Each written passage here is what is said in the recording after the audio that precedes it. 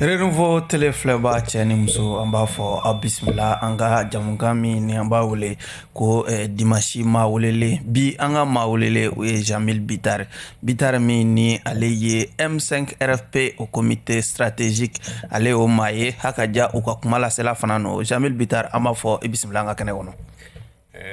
Aw ni ce aw yɛrɛ ye aw ni ce aw ka wele la a diyara n ye a bonyana ma. Bitar kunnafoni kelen don bi an b'a dɔn k'a fɔ Dr Choguel Kokala Mayiga n'o ye aw ka comité stratégique o maa ɲɛmaa don hakaja Mali ministre ɲɛmaa fana don ale kɔni kun tununen no kalo 3 fɔ ka se kalo 4 ma juma don an balila k'a ye a bɔra ani jamana kuntigi n'o ye Asimi Goita u ye ɲɔgɔn ye kɛ a balila maaw la kosɛbɛ Choguel Kokala Mayiga a ka bɔ ka laseli kɛ nin waati in na a balila aw la i n'a fɔ a balila maliden caman na cogo min na wa. An ma balon na ka sababuya kɛ anw kun ye nin don in an kun y'a ɲɔgɔnna bila kɛ ka ban depuis don fɔlɔw min ni ala nana n'a ka na ye ni Dr Choguel Kokala Mayiga a waati la maliyɛnw ye kuma caman fɔ an dun y'a fɔ k'a fɔ ni ala ka jɛ ye a bɛna segin hɛrɛ kɔnɔna na. An bɛ ala de barikada ala min ye nin don in jira anw na k'an ka kuma fɔlen ninnu ka waleya. Aw ka kuma fɔlen bɛɛ ma waleya barisa ɲininkaliw kɔni kɛra aw la don tɛmɛnenw la aw y'a yira k'a fɔ ko fɛn tɛ Dr Choguel Kokala Mayiga ko a kun taara sɛgɛn lafiyɛnbɔ la a dun bɔra k'a yira k'a fɔ ko a nana ɲɛfɔ jamanakuntigi ɲɛna ko a kɛnɛyara. Présidence yɛrɛ page kan an y'a ye k'a fɔ u y'a yira k'a fɔ ko Choguel kun man kɛnɛ n'o ye repos sanitaire lafiya min ni bana hukumu kɔnɔ ko a kun b'o la o tɛ majɛ ye aw ka kuma fɔlen ani kotigi yɛrɛ nana dantigɛli mun kɛ jumadon. Bon bɛɛ n'i ka faamuyali cogo lafiyali cogo ka ca a kɛra repos sanitaire ye yɛrɛ y'a fɔ cogo min na a kɛra repos normal ye ni kɔni ni sɛgɛnna c'est que fɛn dɔ de bɛ farikolo la. Donc a ma kɛ kuma ye kuma min n'anw ka kuma fɔla ɲɔgɔn kɔ parce que anw ko a bɛ lafiyabɔ min na o lafiyabɔ a bɛ se ka kɛ parce que bɛɛ n'i ka faamuyali cogo c'est pourquoi nin studio kelen in kɔnɔna na an delila ka ɲininkali kɛ a ka journaliste dɔ la n ko a bɛ a fɔ mun de ma ko bana ye mun y'ale bolo parce que bana n'i ko i b'a interpréter n fari bɛ n dimi n fari donnen bɛ ɲɔgɔn na n tɛ se ka wuli n yɛrɛ ye kunkolodimi min na sendimi min na nin bɛɛ ye bana ye n'a fɔra mɔgɔ ma i k'i lafiya i da k'i lafiya o kɔrɔ ye fɛn dɔ b'i la ni fɛn t'i la i t'i lafiya. Ayiwa bi Choguel Kokala Mayiga a ka segin ka na an b'a dɔn k'a fɔ a y'a yira jamanakuntigi la ko a nana a ɲɛfɔ o ɲɛna ko bi na ko lafiya nana ko nka a b'a fɛ ka baara daminɛ ko nka ale sigilen don ka jamanakuntigi ka yamaruya kɔnɔ munna o ɲɔgɔn sama nin waati in na. Ne ma ɲɔgɔn sama y'a la ale de ye premier ministre ye a bɔra la ko a bɛna taa lafiyali bɔ ni lafiya banna yanni a ka bɔ ka yira jama la a tun man kan tɛ ka baara tali don yɛrɛ ma kɔnɔ wa. Ayi de toute façon ne bɛ min fɔ kuma lasurunya na ne y'a fɔ nin sali kelen in kɔnɔna na k'a fɔ ko ɲɛmɔgɔ de bɛ Choguel la a ka patron o ye Asimi Goita n'o ye jamana ɲɛmaa ye bi décret min ye Choguel sigi o de bolo kelen y'o signé maintenant sɛgɛnlabɔ waati kɔnɔna na temps min tɛmɛna intérimaire dɔ tun taara n'o ye colonel Mayiga ye donc o fana taara ni décret dɔ de mais Choguel ka décret ma abrogé o a n'a kɔrɔ bɛ ɲɔgɔn na n'o tɛ normalement Choguel ka décret ni Choguel kun tɛ premier ministre nɔbila la tuguni donc a ka décret de kun kan ka abrogé maintenant intérimaire min ta la maintenant juridiquement est-ce que o décret in a kan ka abrogé a man ka abrogé a bɛna kɛ cogo min na donc jamana ɲɛmaa de n'a ka staff b'o o ɲɛdɔn mais de toute façon le premier ministre de la République du Mali jusqu'à an bɛ kumana heure min na sisan an bɛ kumana seconde min kɔnɔna na fila tɛ dɛ c'est Choguel. Dɔw y'a yira k'a fɔ ko n'i y'a ye Choguel ye a ka repos kɔnɔ an y'a ye k'a fɔ aw ma laseliba kɛ médiaw la nka seginni ko dunun ni balaw taara k'a yira k'a fɔ ko a seginna k'o tɛ ka jamanakuntigi bila devant les faits accomplis wa k'a bila sira kan peut-être que sira min yɛrɛ ta a ni dogo ye nin waati in na. Bon bɛɛ n'i ka faamuyali cogo anw ma dunu ye anw ma bala ye anw ma fɛn wɛrɛ ye maintenant mɔgɔw min kun tɛ fɛ a ka segin u ŋaniyaw de b'u kɔnɔ sisan bi ne bɛ se ka min fɔ ne bɛ malien c'est-à-dire que n bɛ ala barika da o y'a fɔlɔ ye parce que an bɛɛ ye buna adamadenw de sini bɛ yen a mana kɛ cogo o cogo donc n bɛ ala barika da fɔlɔ k'an bangebaaw ni an ka mɔgɔkɔrɔbaw ka foli ni waleɲuman dɔn ka ɲɛsin a bɛɛ lajɛlen ma ka jamanakuntigi fo ka sababuya kɛ Choguel ye nin bana in kɛ mɔgɔ si ma a lebu ye a ye nin fari jagabɔ nin kɛ mɔgɔ si ma lebu ye donc mɔgɔ si ma se ka kumada sɔrɔ nin waati ninnu kɔnɔna na donc o ye o foli kɛrɛnkɛrɛnnen et puis assistance min kɛra surtout ni ko bɛ jamanadenw fo Mali kɔnɔ ani Mali kɔ kan parce que a bɛ fɔ min ma ko chaîne de solidarité c'est-à-dire que mɔgɔ caman de bɛ yen mun yɛrɛ tɛ M5 mɔgɔ ye mun tɛ anw surunyamaw ye olu bɛɛ lajɛlen u ye dubabuw kɛ min bɛ se min na o y'o kɛ pour que ala bɛ Choguel ɲuman segin baara in kɔnɔna na cogo min na donc ne bɛ se ka foli lase o yɔrɔ la maintenant mun kun tɛ fɛ k'a ye k'a sɔrɔ nin wale in ma kɛ mun kun ŋaniya ye a kana ye kɛnɛ kan mais u obligelen bɛ ka continuer u ka kɛlɛ fɛ parce que dɔw y'u kalen k'u siɲɛ k'a fɔ ko a tɛ segin fo ka diɲɛ wuli dɔw yɛrɛ kun bolo k'a bɛ barankari kɔnɔ déjà dɔw yɛrɛ kun bolo k'a sara dɔw yɛrɛ bolo ko a bɛ teriki jamana na ou bien a bɛ jamana wɛrɛ la bɛɛ y'i ta fɔ mais o ye jugu kumaw ni jugu walew ye mais dɔw fana bɛ yen olu bɛ jateminɛli kɛ olu y'a jira k'a fɔ ko a bɛ i n'a fɔ Choguel Kokala Mayiga ale presselen don baara tali la tuguni baara daminɛli la ko nka min y'a bila yen n'o ye colonel Asimi Goyita a bɛ i n'a fɔ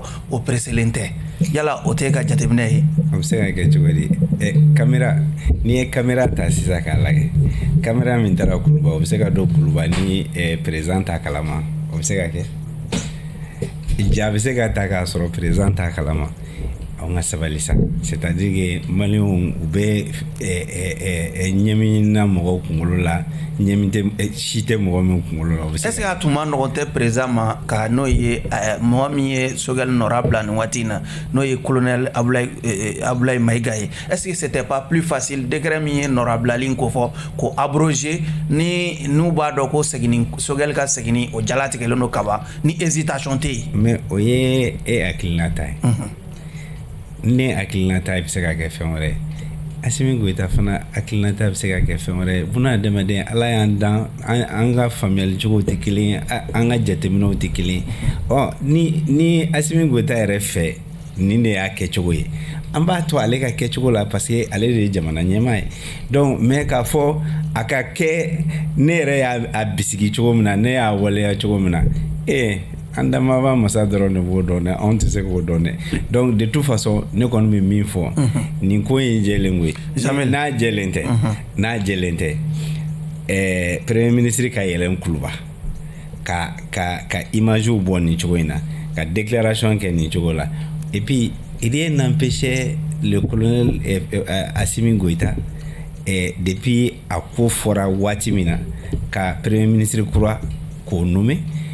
Qu'est-ce qui l'empêchait à waati la fana a bɛ intérim ta waati min na ko o tigilamɔgɔ ou bien mɔgɔ wɛrɛ confirmer o waati la donc vraiment moi je pense que nin ye faux débat de ye c'est-à-dire que pour moi ni ala ka jɛ ye en tout cas ni sini ni min bɔra la an bɛɛ lajɛlen n'o ye. Jamil kɛrɛnkɛrɛnnenya la Choguel Kokala Mayiga a bɛna baara daminɛ don jumɛn malidenw kɔni sigilen don k'o jaabi kɔnɔ. bon ni ne tun ye Asimi Goyita n b'a f'i ɲɛna sisan parce que ale de y'a ka patron ye. E fana bɛ comité stratégique la an b'a dɔn poste in ma di Choguel dɔrɔn ma a dira aw ka tɔn de ma. mais n bɛ min f'i ɲɛna so bɛ yen so ɲɛgɛnna bɛ yen nin plateau kelen in sanfɛ yan ne ye kuma caman fɔ dɛ Choguel ko la mais aujourd'hui moi je dis que n bɛ segin a kan tuguni a ka patron ye mɔgɔ min ye o de bɛ se ka nin jaabi d'i ma sisan hali Choguel yɛrɛ peut-être que a tɛ se k'a jaabi d'i ma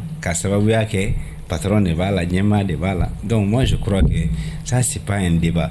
Aujourd'hui ce qui est le plus important bɛɛ lajɛlen y'a ye k'a fɔ Choguel bi alhamdulilayi Ala ye a farikolo Ala y'a segin a yɛrɛ ma. Donc o de ye pour nous le plus important.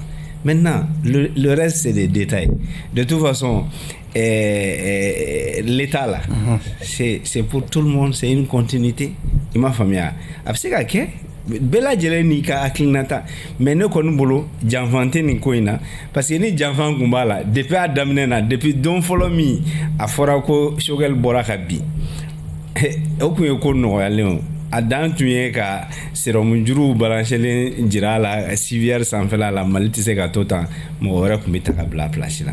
Bon, intérim fana bɛ kɛ don min na a commencé k'a fɔ ko an bɛ intérimaire kɛ mais son décret là il y a pas deux premiers ministres au Mali, hein. Il y a qu'un seul premier ministre. Au premier ministre o tɛ dɔwɛrɛ o ye Choguel ye.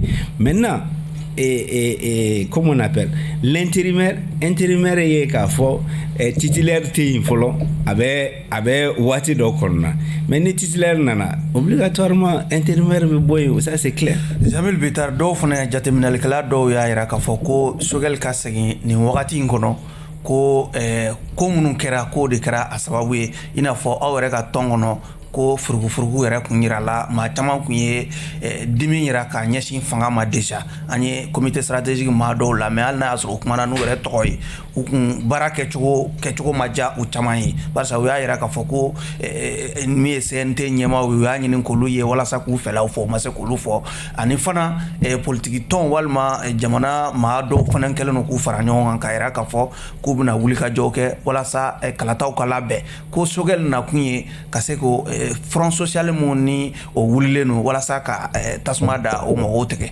yala o jateminɛli o fana ye maa bɛ se ka kuma o kan. Mais ne bɛ min fɔ waati ye Ala tɔgɔ dɔ ye Ala de ta y'a ka waatiw ye maintenant k'a fɔ ko comité stratégique mɔgɔw dɔw ye kuma dɔw fɔ mais comité stratégique mɔgɔw ye maliyɛn de ye komi komi mɔgɔ wɛrɛw bɛɛ n'i hakilinata bɛɛ n'i ka faamuyali cogo bɛɛ n'i ka taabolo.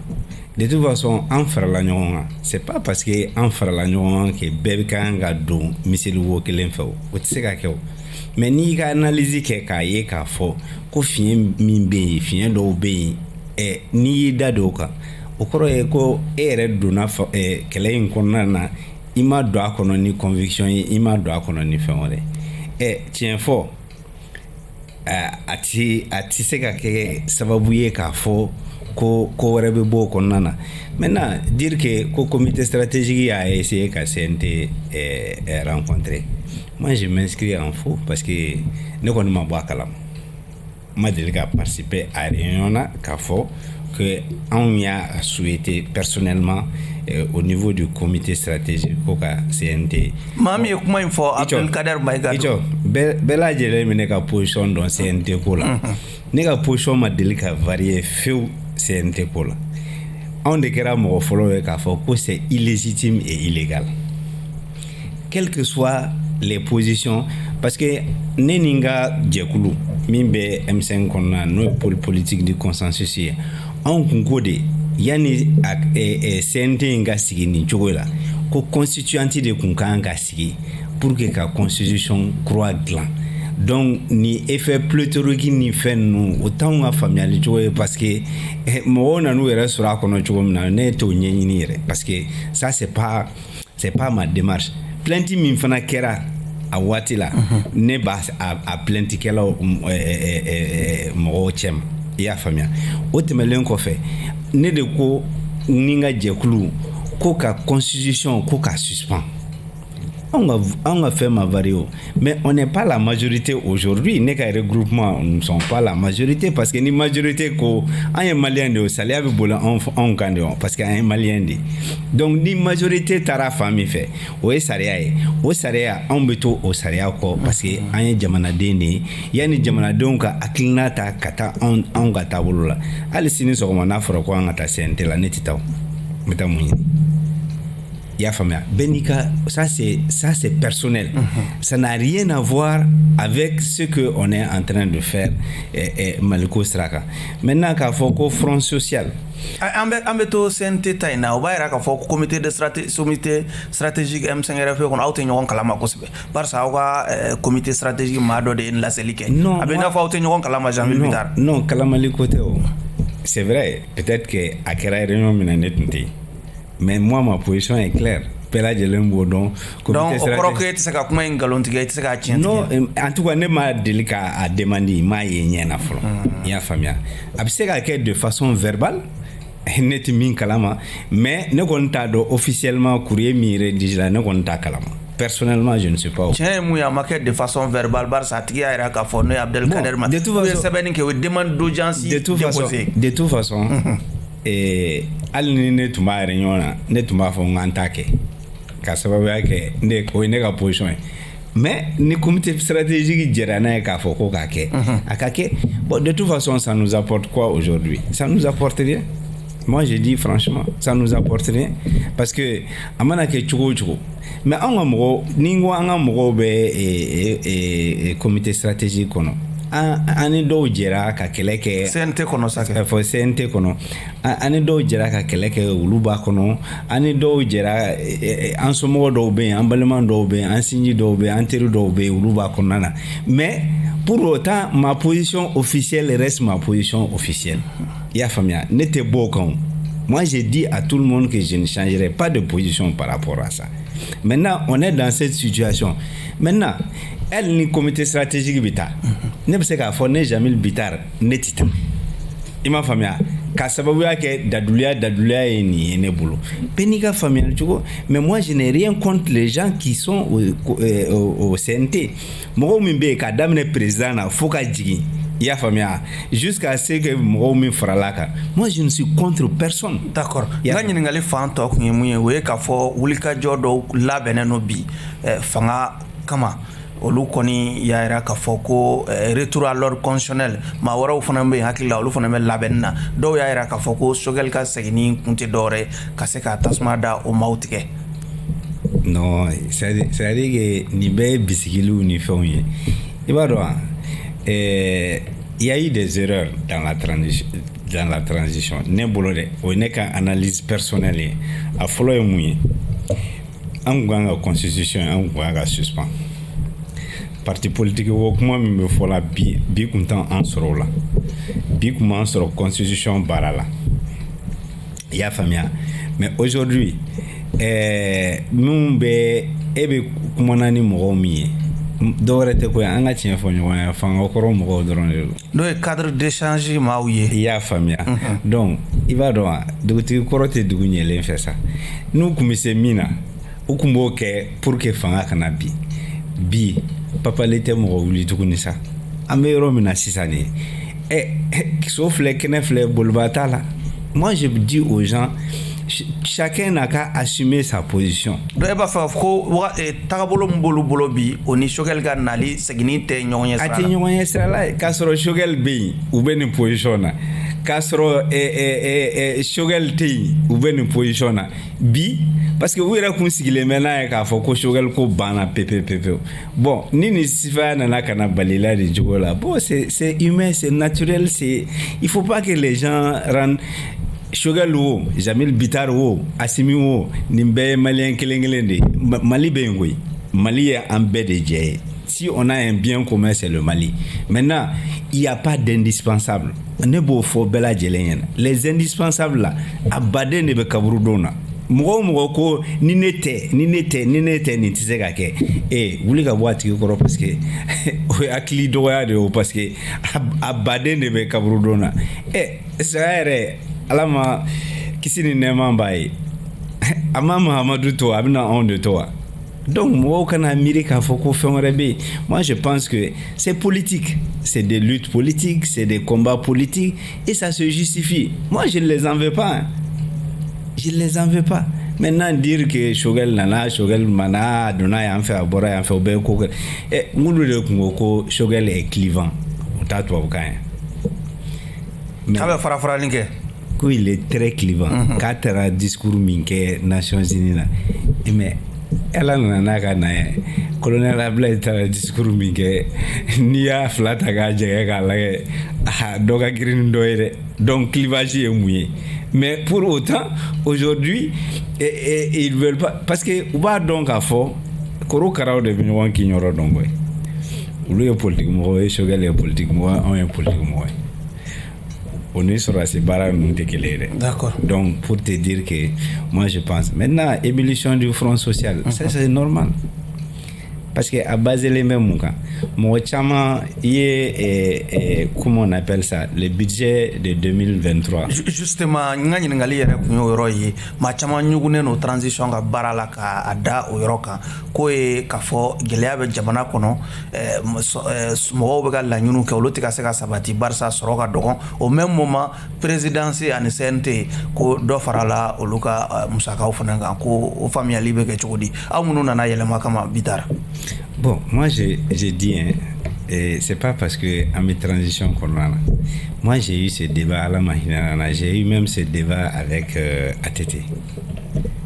À la Mahinana, qui est vraiment un bon grand frère, en tout cas, échange au niveau. Présidence de la République, le budget là, ça n'est ni à Takalaye. Et président Baka Saranaka, indemnité d'État. À toi, vitamine. Fonctionnement œuvre sociale, mais le présent là, les œuvres sociales là, c'est pas la peine. Il y a des départements. Oh mais misali nyuma do wa bitar. Non, il ça c'est ko ye misali de et ni kolon segine no ministre bi bolo minga nga kolon segi pour ga te fara o ka budget ga e ka afo i ka premier ministre ya afo ministre ni yana ni kolon ga segine yoro yana ni ga segine yoro yana ni docteur ka Johnny Rola ni ga Johnny Rola. Moi je pense que ça c'est des choses qui ne devraient pas arriver.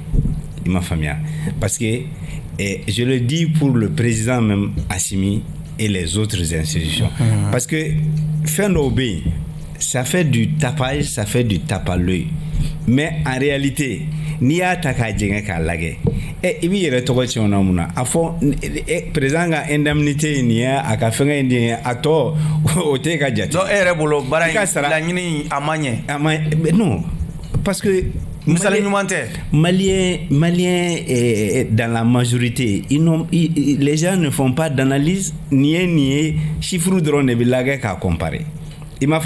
Les gens ne vont pas au fond pour chercher. Donc pour éviter tous ces trucs-là, moi je pense que même aujourd'hui, la présence doit sortir pour expliquer aux Maliens qu'en est-il réellement. Maintenant, ni ne be assumer place là. Fait œuvre sociale nous ne ba bête qu'à des départements. Akata fara olu budget kan et que tu instruises que ninga ken yoro ena ninga ken yoro ena mais c'est obligé de le faire. Le ministre nama ke iba la porte là, donc mo ka donc a fo Assimi sara enie aka indemnité ou bi beninema mais ça dit que il faut pas sortir de ce cadre là, mais parce que chiffre global de takalage au chiffre global pour moi ça c'est il faut analyser, c'est tout. Sauf que Assimi te budget là ben en bas du gouvernement de là ben à travers le ministre des finances primature dumbe au boulot parce que Assimi a ka foko primature dira M5 mois en bas bisigo primature ba au boulot donc abena fo ni augmentation minkera au de haglina ne do fana non ambe ko ma chama ba se ka mériter non ibi aketo parce que moi je vais dire quand les gens disent que primature va M5 boulot, moi qui suis assis ici, je ne suis pas dans la gestion de l'État. Moi, tout ce que je peux faire, je peux conseiller, je peux orienter, je peux donner mon avis, mais ça ne peut pas, je ne suis pas dans l'exécutif, je n'exécute rien. Et État cadre moi n'est à exécuter. Donc, je ne suis pas dans le conseil des ministres pour décider. Donc, les gens du M5, nous, on est comme ça. Donc, on veille à ce que en orientation soit prise en charge. Maintenant, budget c'est pas nous qui avons fait le budget. Et le chef du gouvernement, qui est le président du comité stratégique, il n'était pas là pendant combien de mois au BBO. Mais moi, je pense que c'est des pratiques qui existent depuis très longtemps. Au-delà, en Malukroa, là, il faut rompre. Il faut rompre avec ces pratiques-là. Parce que les pratiques, nous, ça ne nous sert pas beaucoup. Parce que le peuple a été irrité. Il m'a famille. Mais un président de la République, il a beaucoup de leviers, il a beaucoup de choses sur lesquelles il peut travailler. Ce n'est pas la peine que Assimi s'est attribué 1 milliard, 2 milliards de plus. Ça, on allait voir comment la réaction allait être. Mais dans un budget global comme ça, mais il faut détailler, il faut expliquer aux gens. Moi, je crois qu'aujourd'hui, ce qui est le plus important, c'est pas les prévisions qui sont faites, hein. C'est comment mobiliser des ressources nécessaires pour pouvoir satisfaire toute la demande sociale qui est là. Et c'est tout pour faire face à ces dépenses-là. Notez, un budget est prévisionnel, un budget ne peut pas être exécuté à 100%, c'est pas possible. Aywa, wala saka boni ngali kono ni kumbe kanga blasrali ke kanyasin jamana marabawma yala prévision yi ama valider folon yala ibse ka foku ka black refewa na dananema netuma ñu fait ça tout ce qui est social là ou ka bebonwana tu vas voir que le budget de la présidence va se réduire de façon drastique. Tu vas trouver que les institutions là à chaman budget est réduit de façon drastique. Donc moi je crois que tout ça là, voyez Blasra loué parce que tu sais le copier-coller là, c'est ce qui existe au Mali. Et c'est pourquoi nous on a dit le Mali croix là, on a besoin de têtes nouvelles là, en Morobé, Morokro là pour changer un peu l'orthodoxie des choses. Ça veut dire qu'il faut que font élément. Il m'a donc changement fou il m'a que. Atilamo on est na tofo, mais ce qui est évident. Mais il a raison parce que les Maliens s'attendaient à voir de têtes nouvelles, de voir d'autres types de directeurs, de ministres, de ceci, cela. Mais si on reste avec la même morphologie, les trucs, bon, ils ont raison parce que donc il n'y a pas eu de changement dans ce cadre-là. Or, au changement, les gens avaient vraiment besoin de ce changement. Kungolo ga fallait. Maintenant, au Mimake, ni mouyulu nomeni, au poste nous ouvrez das robikafo, qu'au changement make. Effectivement, parce que la même personne va utiliser les mêmes méthodes. Donc, il n'y aura pas de changement notoire à ce niveau. Les gens s'attendaient à ça. Donc, c'est pour te dire quelque part, moi, je pense que c'est une prévision à ma fin de follow. D'accord. Et qu'il y ait un toilettage rapidement. Et je profite de l'occasion. Nous, Clovena, ça, c'est en tout cas ma petite contribution par rapport à la chose, pour que Moka apaisé à ce niveau et que les explications soient Danayoka Segui. Parce que moi je dis quelque part le problème même au Mali, il faut que on arrive à lutter efficacement contre la corruption, mais surtout la mobilisation des ressources là. Les ressources mimées, c'est-à-dire que fait minti boulot qu'on est au clan. C'est ça la réalité. Maintenant, fitini mimi tega kononi. Il faut que ika danserie si on parle de la lutte contre la corruption. Moi je dis aux gens, la lutte contre la corruption, c'est pas prendre les gens aller les mettre en prison. D'abord, le premier aspect, il faut récupérer na joramina ka foko bien bibolo. Il faut récupérer ce qui est récupérable ko bla anona. Ni mo ka fin draguer ka chien ou bien ka fenge ni seba tigi ya kasara a seminana ikabla ife demba yati kana la malo akana al malo ni fe ulu be fengre. Mais qu'est-ce qui est le plus important dans la lutte contre la corruption? Pour moi, c'est prévenir. Prévenir vaut mieux que guérir. C'est-à-dire qu'il faut que anga bara de ke de manière à ce que yuru ni fe akeleli bi damne akana se ka ke quoi. bon ni i ma don o cadre kɔnɔ ne e y'a to k'a fɔ ko mal kɛra tuma min na que e b'o rectifier o ye ko wɛrɛ mais on a des possibilités pour le faire. Ça c'est un débat sérieux dans lequel les Maliens doivent se retrouver. Jamil i kumana yurugu ko kan an y'a ye k'a fɔ e kɛra chambre de commerce Mali chambre de commerce o ɲɛmaaba ye actualité ye min ye bi chambre de commerce kɔni a ɲɛmaaba fo ka se secrétaire général comptable ma olu bɛɛ kɔni minɛna bi ka da kan ko dossier de yurugu ko dɔ yeri u nɔ la yara o fana bɛ kɛ balinanko ye e bolo e min ye yɔrɔ in mara ka tɛmɛ yala système bɛ de telle sorte que ni maa saba bɛ se k'i yɛrɛ sɔrɔ fɛn dɔ kɔnɔ wa.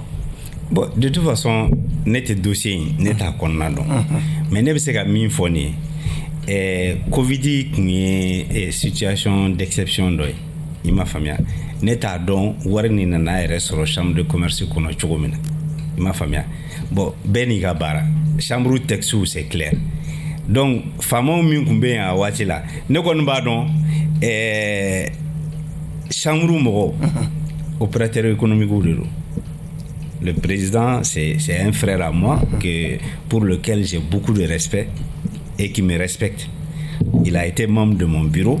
Mais moi, je sais qu'aujourd'hui, ni ye nin ko ye n'i y'a ta k'a lagɛ janfan ka ca kɔnɔ dɛ janfan baden de b'a kɔnɔ ni ale kelen bɛ se ka c'est pas possible. Donc il faut regarder depuis la primature. Moi j'ai dit aux gens parce que nin tɛ se ka kɛ ten o en si peu de temps ce n'est pas possible. Et puis chambre t'es comme fonctionnaire cadre, même si c'est un établissement public à caractère professionnel. Bon, ni y'a ye ou y'a à faire nous blagata, c'est pour que dérogation do ka se ka kɛ pour que dépenser nous se ka kɛ. Ne kɔni ne bɛ duwawu kɛ Ala ka jisuma bɔ a kɔ kan et puis que la vérité soit établie. O de est le plus important parce que bon, an ye nin ko ɲɔgɔnna caman ye jamana in kɔnɔna na. Mais an mago bɛ mɔgɔw min na yɛrɛ avion cloué au sol an mago b'olu la an mago bɛ char combat en carton an mago b'o la avion présidentiel ko kuma min bɛ sen na an mago b'o la armée c'est-à-dire que au fait loi de programmation dossier bɛɛ an b'a dɔn dossier bɛɛ dayɛlɛnnen don bon dayɛlɛnnen don c'est-à-dire que fɛn dɔw bɛ yen maliyɛnw sigilen bɛ n'o ye bi il faut que o fɛn dɔw ka kɛ i m'a faamuya engrais feerela ko kumaw fɔra fɛn caman fɔra. Moi j'ai dit le temps de la justice n'est pas le temps des individus. Mais ce qui est évident vraiment ne kɔni bɛ min ɲini jamana in fɛ bi lutte contre la corruption là c'est pas envoyer les gens en prison. C'est pas ça le plus important. Le plus important, c'est d'éviter à ce qu'on arrive à ça. D'accord. Ɲininka laban o de an b'o kɛ constitution kan constitution ko kuma min ni a tun ye dagaba wuli waati na mais maa caman tɔn caman parti tɔn caman yɛrɛ k'a fɔ ko ka baara in ko ka ɲɔnkɛri barisa a t'an lase sira ka a tɛ sira ɲɛnama kan ko ka baara in ɲɔnkɛri o ye aw hakilina ye wa. Bon bɛɛ n'i ka faamuyali cogo ne bɛ min fɔ fɔlɔ bɛɛ lajɛlen maliyɛn den bɛɛ lajɛlen fɛn o fɛn bɛ faamuyali kɛ loi fondamentale n'o ye constitution ko la bɛɛ lajɛlen b'a dɔn k'a fɔ ko constitution in kan ka yɛlɛma président fɛn o fɛn tɛmɛna a bɛɛ y'a laɲini ayi an yɛrɛ ka kɛlɛ kɔnɔna na an y'a laɲini ne yɛrɛ ma f'i ɲɛna ko constitution de kun kan ka kɛ fɔlɔ parce que charte de kun kan ka transition gérer pour que an bɛ constitution kura sɔrɔ ka taa république kura la mais malheureusement sanni kun filani de b'an bolo bi on est avec une constitution et une charte. Bon au fila ne bolo a man ka taa ni ɲɔgɔn ye en principe mais aujourd'hui tout le monde est conscient que a kan ka falen maintenant baara dɔ kɛra baara dɔw kun kɛra ka kɔrɔ a fɔra bɛɛ lajɛlen k'i hakilinata di maintenant mɔgɔw bɛ min na nin ye ne bolo nin tɛ kɛlɛ ye dɛ. Ni constitution taara référendum na ni majorité des Maliens ko an t'a fɛ a tɛ se ka yɛlɛma o a yɛlɛmali yɔrɔ bɛ min mais ni majorité ko an b'a fɛ ni cadre kɔnɔna na mais moi je pense que aw de ko démocratie fana y'o de ye dɛ c'est pas parce que a ma kɛ ne ta ye ne tɛ sɔn non sariya ye sariya de ye donc o baara kan ka kɛ o cogo la. Bitar kanga jamukan sira kuncɛyɔrɔ ma i ka kuma ka laban. Ne bɛ min ɲini maliyɛnw fɛ bi gɛlɛya bɛ yen o ye tiɲɛ mais gɛlɛya kɔ ye hɛrɛ ye dɛ. An sera ba camancɛ la sisan, segin kɔ t'a la tuguni dɛ. Il faut que an k'an tɛgɛ di ɲɔgɔn ma, an ka bɔ nin cadre kɔnɔna na. Politique kɛlɛ a tɛ ban, fanga kɛlɛ a tɛ ban, mais an ko an b'a an ka yɛrɛma hɔrɔnya an b'o de fɛ, an ko an b'an danbe de fɛ, an ko an b'an ka jamana yiriwa an b'o de fɛ, an ko an bɛ wulikajɔ kɛ pour que an bɛ se ka balo an wɔsiji la cogo min na, o tɛ kɛ gɛlɛya kɔ dɛ. Donc don o don min bɛ se min na o k'o kɛ. N bɛ profiter k'a fɔ denmisɛnninw ɲɛna n'o ye ekɔlidenw ye ko jugumanin fila dɔ ka fisa ni dɔ ye dɛ. Olu ye sini ɲɛsigi ye. U bɛ min réclamer bi o y'u ka droit ye, o y'u ka hakɛ dɔ ye, mais hakɛ b'o hakɛ sanfɛ parce que u ka sini ɲɛsigi de ye kalan ye. N'u ma kalan sini ɲɛsigi tɛ yen dɛ. O ka jugu ni u bɛ min nɔfɛ ye bi. Moi je pense que fɛn jugumani fila i ka dɔ ta ka dɔ to yen, min ka bon o de y'o ye. Parce que mɔgɔ caman bɛ yen bi olu bɛ prise de décision na, mais sini ma n'olu kalanna olu de bɛna sigi o prise de décision yɔrɔ la. Mais n'olu ma kalan ni année blanche tugu la ɲɔgɔn na, don nataw la dɔ b'i bolo kin dɛ. Moi je crois que aujourd'hui et puis den t'a fa sɛgɛn dɔn. Moi je dis aux Maliens, tout le monde a en tête que l'État peut tout. Ni budget voté la sisan mɔgɔw b'a miiri yɛrɛ souvent que wari nin bilalen bɛ kɛsu kɔnɔna na a kan ka ta ka distribuer, mais prévision de don. Ni nin ma expliquer mɔgɔw ɲɛna mɔgɔw ka faamuyali sɔrɔ a la. Ni ko den t'a fa sɛgɛn dɔn, n'i ye mɔgɔ den ɲininka a b'a fɔ ko n fa bɛ se fɛn bɛɛ la. Maintenant jamanadenw fana b'o cogo la, u b'a miiri k'a fɔ ko gouvernement bɛ se fɛn bɛɛ la. Et puis l'équipe gouvernementale aujourd'hui, moi je dis si j'étais Choguel, c'est très simple. Et remaniement, c'est obligé. Il y a des ministres qui ont fait des preuves, il y a des ministres moins bons, etc. Bande touché ka bon, mɔgɔw ka yɛlɛ. Ne tɛ dɛ, maa n yɛrɛ tɔgɔ fɔ dɛ.